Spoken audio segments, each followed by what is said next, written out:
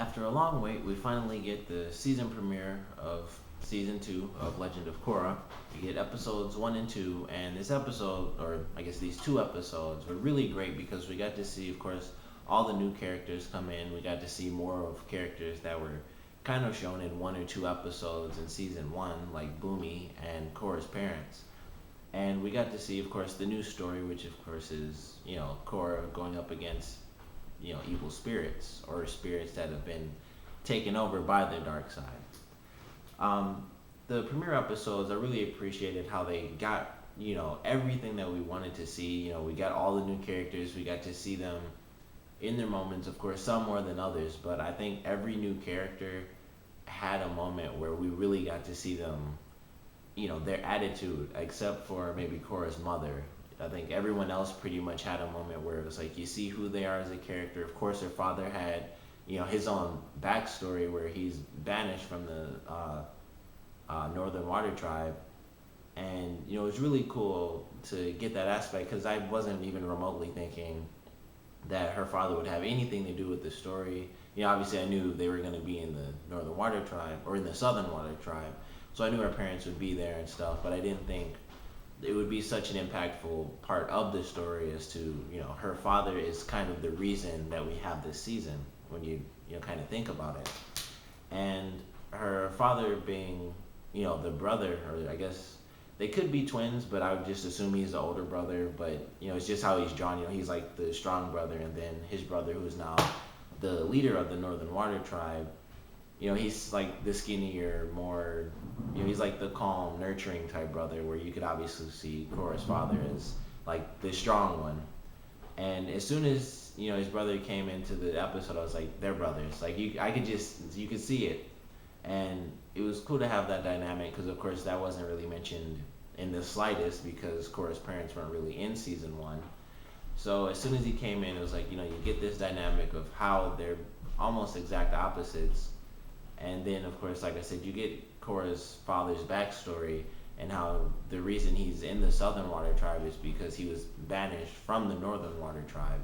And I really appreciated that, and it went straight into the spirits being the problem. I thought it would kind of start off a little fairly simple. The characters are just going through the motions, and then something specific happens. But it starts off kind of in the middle of the problem. The beginning of the episode, the two random guys on the boat get attacked by a spirit in the water, and it was really cool that it went right into it. They didn't take time to say, okay, this problem happened because of a certain villain or a certain random person. It happened because just over time things have been out of balance. And I like how they actually mentioned the 100-Year War and how that's what initially set off the balance for the Southern Water Tribe.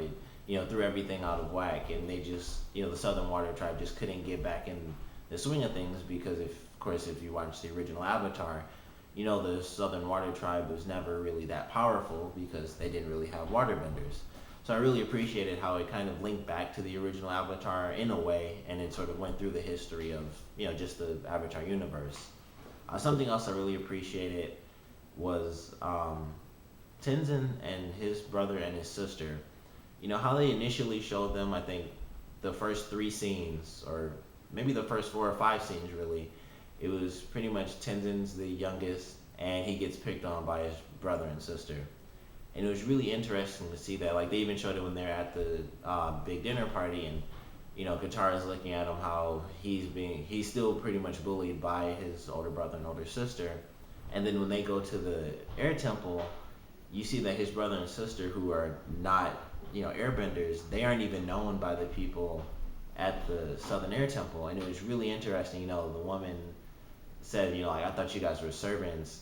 And when they mentioned that they're his brother and sister, it was weird to me that they had no idea that he had more than one child. And then you really get to see, and I hope we see it more, and I'm sure we will, but we really got to see how little they're appreciated when you really think about it. I mean, Boomy was a general. I mean, he's retired now, but he was a general, and I can't think of course, I can't think of his sister's name, but they're obviously important characters. They're his brother and sister, and they aren't even known. After all this time, they're almost they're middle aged, and like this woman didn't even know that he had siblings. So it's really interesting when they kind of looked at each other like, it's kind of like we're outcasts almost. But when they kind of team up together and mess with Tenzin, it's kind of like he's the outcast, and then it's like in their own world, he's the outcast, and then once they're in like the real world almost, or around anyone who's, I guess, an airbender enthusiast, a monk, they're the outcast because they're not airbenders, so they're not really important. And I really appreciated that little scene that we got, and I can't wait to see more of that, just because I kind of like the dynamic that it has. And if you watch the old Avatar, of course, there's always really emotional scenes between characters, especially when they're related. So it'll be cool to see them at some point have like a big conversation about it, and they'll talk about how they kind of wish that they were airbenders and things like that, and how the reason they kind of band together is because they're not airbenders and Tenzin is. So it'll be cool to see that later in the season.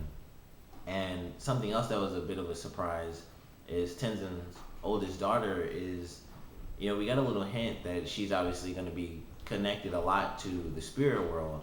And at the end of the episode, when Korra was basically restoring the Southern Lights, his daughter, once again, horrible with all the names because there are so many characters, but his oldest daughter, she was having a dream, and as the lights were coming back, she saw the statue basically being restored.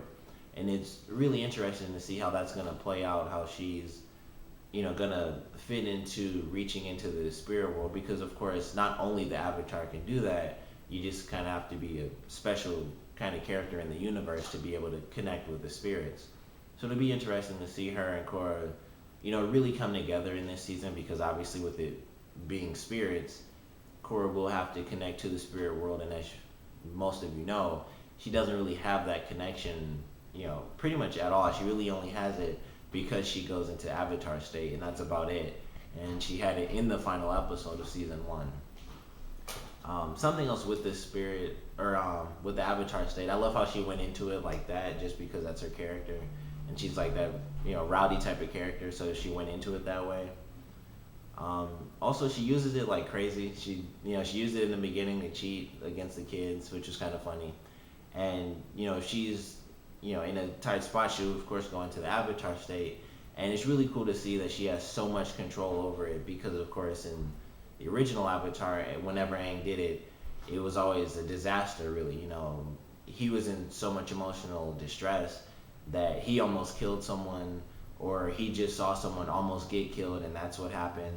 And so it's cool to see that, she gets to have it a lot easier. Just to put it simply, she has it much easier than, Aang ever did. So it's really cool to have her kind of go through that, and hopefully with her learning more about airbending, as of course we saw Tenzin mention, she still doesn't have a lot of control over it, but once she gets more and more into it, we'll get to see more of a really powerful Avatar state from Korra. So I'm excited to see that. But even without it, she still goes through, she did the whole, like, she was like basically flying on a tornado and like shooting fire when she was fighting the spirit.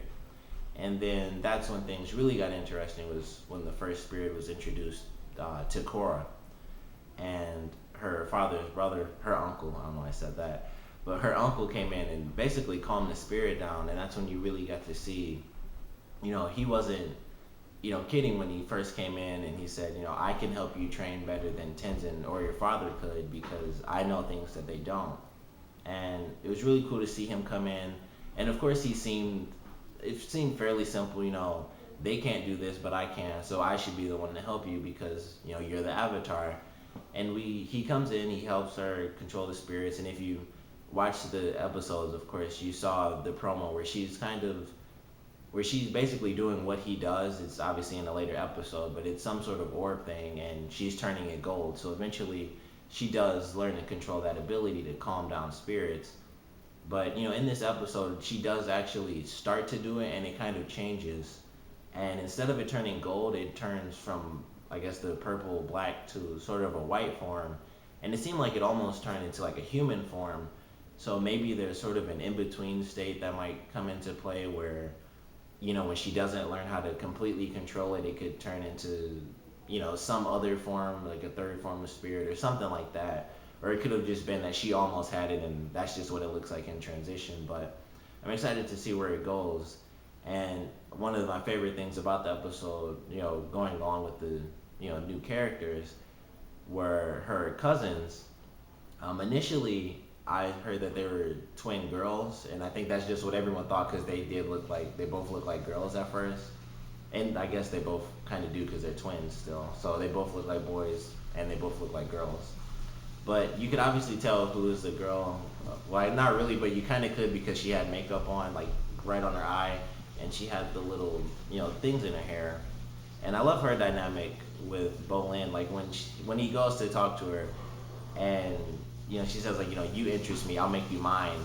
And he's like as a boyfriend or as a slave, and she just says yes, and win me presents.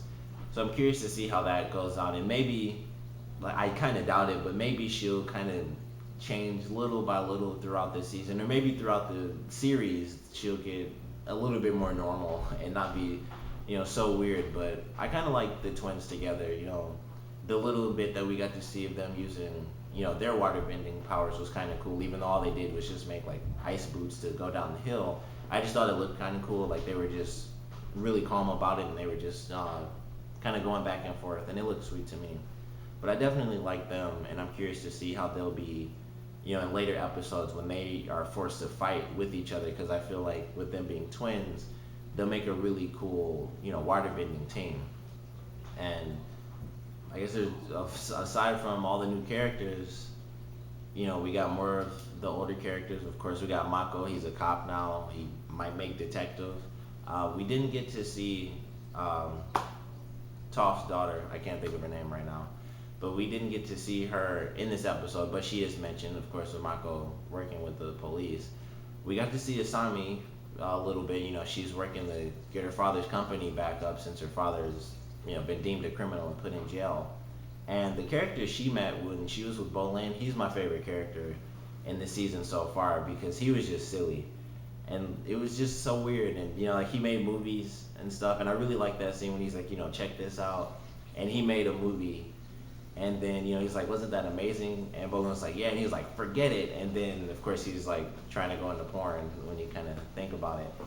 So I liked him as a character because he was just really over the top and weird. And like how he made the deal with Asami was like, look me in the eyes. And he's like right up to her face. I thought that was really funny. And he's just like, we have a deal.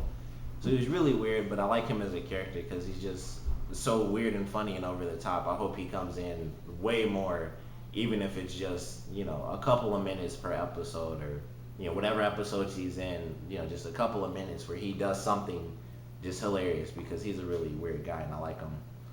There was not much else to the episode. I mean, there's obviously actually a lot more. Korra's father, when he actually did his water bending, he was very cool with it. He was going around the spirit on ice, and it just seemed really powerful. Like he made it could have been simple. He could have just been sliding around it in a circle, but he made not like pillars really, but sort of like a giant fence around it made of ice. And it was like this huge thick fence, and then he sort of completely covered it in like a pyre. And of course it escaped, but it was like a really big show of his abilities, and it just looked really cool. It looked strong and forceful, a lot like earth bending, but through water bending because he made it ice. So I really appreciated seeing that, and it just kind of furthered his dynamic as that hard and tough character, along with a lot of his dialogue in the episode, kind of trying to force Korra to do this or do that, and really trying to protect her when she kind of needed to go out on her own and do her own thing. But love the episodes, of course. Can't wait for season 2. Obviously, comment below. Let me know what you thought of each episode. Favorite new character, least favorite new character, favorite part of the episodes, least favorite part of the episodes, and what do you think next week's episode is going to be like now that we see that Korra's uncle isn't exactly the nice, calm, spirit guy. He's kind of the secretive uncle who's kind of trying to take over the southern water tribe. Thanks for watching.